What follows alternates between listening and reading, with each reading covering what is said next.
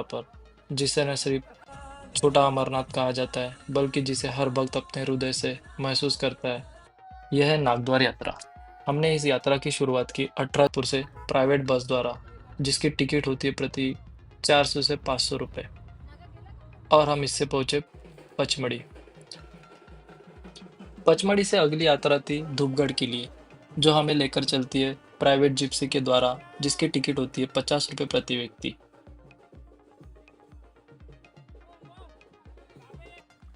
यहीं से शुरू होती है वो कठिन लेकिन दिव्य यात्रा, नागद्वार की चढ़ाई। धूपगढ़ से आगे बढ़ते ही रास्ता अब सीधा नहीं रहा। कभी पत्थरों पर चढ़ना, कभी जंगलों के बीच रास्ता, कभी धूप से लड़ना और कभी खुद से। सूरज सिर पर था, लेकिन फिर भी हमारे चेहरों पर थकान नहीं थी, बल्कि एक मुस्कान थी, क्योंकि हम सबके कानों में गूंज रहे थे महादेव के नारे। जय भोलेनाथ, हर हर महादेव गूंज रही थी घाटियों में हमारी आवाज।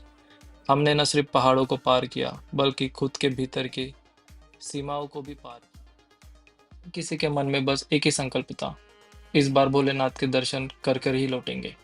हर मोड़ पर, हर चढ़ाई पर एक नई परीक्षा थी, लेकिन साथ ही हर पड़ाव पर मिलने वाला शुद्ध वातावरण, भक्तों की टोली और भजनों की ध्वनि, यही थी हमारी असली ऊर्जा।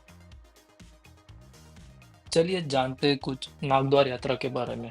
नागद्वार यात्रा मध्य प्रदेश के पचमढ़ी में आयोजित होने वाली एक कठिन धार्मिक यात्रा है, जो नागपंचमी के आसपास होती है।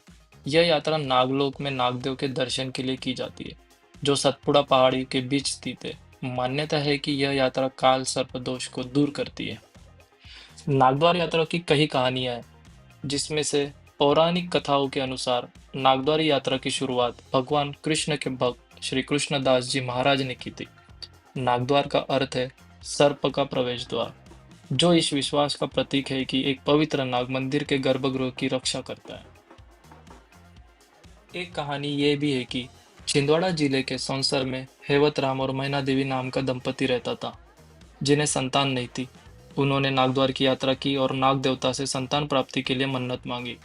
मन्नत पूरी होने पर वे अगले वर्ष सोने की सलाई से नाग देवता को काजल अर्पित करने गए। नाग देवता ने साक्षात दर्शन दिए, लेकिन उनका विकराल रूप देखकर मैना देवी बेहोश हो गई और प्राण त्याग दिए।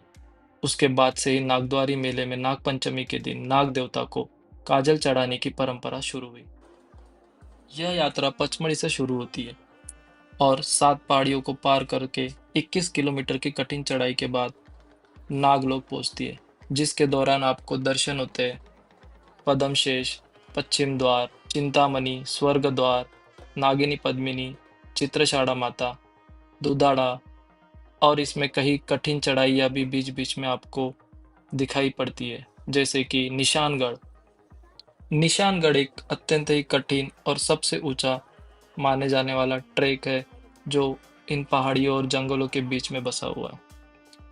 इन सब के दौरान, यात्रा के दौरान भक्तगण जंगलों, नदियों और दुर्मिल रास्तों से गुजरते हैं। कहीं कहीं लोहे की सीढ़ियां और रेलिंग भी लगाई गई है, लेकिन यह यात्रा बहुत ही कठिन मानी जाती है। मान्यता यह है कि नागद्वार यात्रा को अमरनाथ यात्रा भी कहा जाता है, क्योंकि यह बिना किसी वाहन के पैदल ही की जाती है। इस यात्रा से काल सर्प दोष दूर हो सकता है, मनोकामनाएं पूरी होती है। भक्तों का मानना है कि नागदेव स्वयं अपने भक्तों की रक्षा करते हैं। नागद्वार यात्रा नागपंचमी के 10 दिन पहले शुरू होती है और नागपंचमी के दिन समाप्त होती है। यह यात्रा साल में केवल 10 दिनों के लिए खुली रहती है, और उसी कारण से यहाँ पे आप देख रहे हैं भक्तों की इतनी भीड़ उमड़ रही है।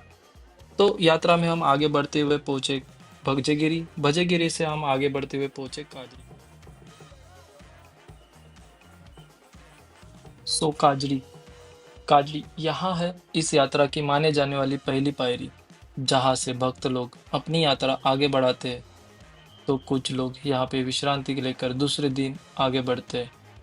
काजड़ी से ही मार्ग मिलता है आपको निशानगढ़ की ओर।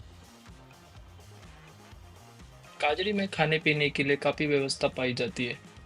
यह एक काफी पुराना गांव है, जो होशंगाबाद जिले के अंदर आता है। हम काजड़ी से उसी दिन आगे बढ़ते हुए पहुंचे मेन द्वार, जो कि है नागद्वार यात्रा का केंद्र बिंदु माने जाने वाला पद्मशेष मंदिर। यहाँ गुफा में स्थित है नागद्वार स्वामी की प्रत्यक्ष लगने वाली मूर्ति, जिसके दर्शन मात्र से ही आपकी सभी यात्रा की थकान मिट जाती है।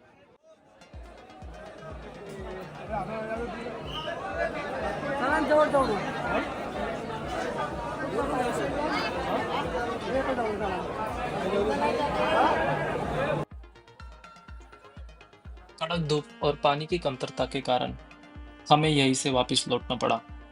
ऐसे घने पहाड़ों में अगर बारिश ना हो और धूप तेज हो तो चढ़ाई करना मुश्किल हो जाता है। इसीलिए प्रशासन ने आगे की यात्रा रोक रखी थी, जिसका सम्मान करते हुए हम लोग वहीं से वापस लौटे। लौटते हुए हमने वही जंगल, छोटे मोटे जो भी झरने मौजूद थे, वहाँ पे काफ़ी एंजॉय किया और अपनी यात्रा धूपगढ़ की ओर संपन्न की। धूपगढ़ से हम वही जिप्सी करके वापस पचमढ़ी लौटे। पचमढ़ी में हमने रात बिताई और दूसरे दिन हम चल पड़े चौरागढ़ महादेव की यात्रा के लिए। चौरागढ़ की यात्रा जानने के लिए इस चैनल को सब्सक्राइब करें और जल्द ही मैं चौरागढ़ यात्रा का वीडियो अपलोड करूंगा। तब तक के लिए हर हर महादेव।